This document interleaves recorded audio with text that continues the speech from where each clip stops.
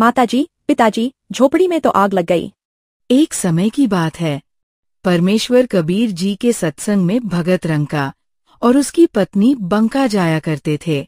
दोनों पति पत्नी बहुत गरीब थे। जंगल से लकड़ी लाते और बेचकर गुजारा करते थे। एक भगत नामदेव भी था। उनका गुजारा थोड़ा ठीक था। एक दिन परमेश्वर कबीर जी से भगत नामदेव ने कहा, महाराज, ये रंका और बंका जंगल से लकड़ी लाते हैं और इनको बेचकर गुजारा करते हैं।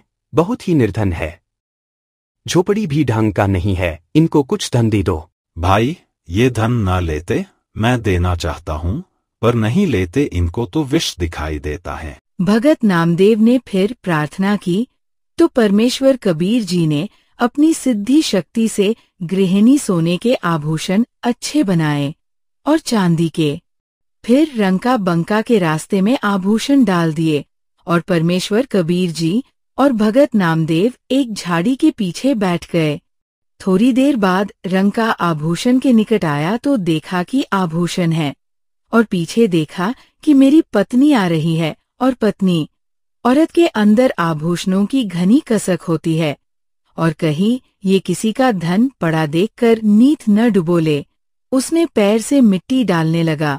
उधर बंका ने ध्यान से देखा कि पति क्यों खड़ा हो गया और कहने लगी, चलो चलो भगत जी, मिट्टी पर मिट्टी क्यों डाल रहे हो?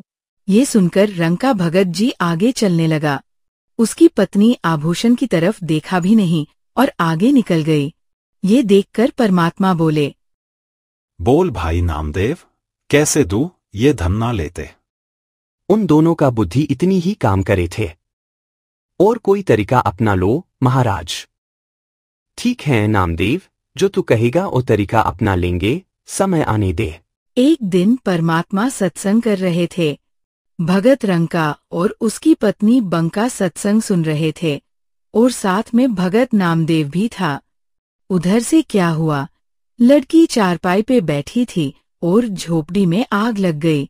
लड़की दौड़ी दौड़ी आई और कहने लगी, माताजी, पिताजी, झोपड़ी में तो आग लग गई।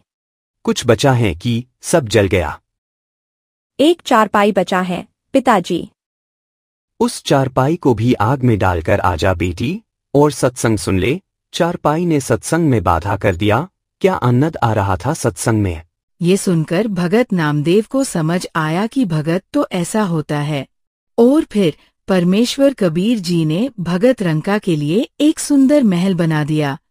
ये लीला परमेश्वर कबीर जी ने काशी में प्रकट होने से लगभग 200 वर्ष पहले किए थे।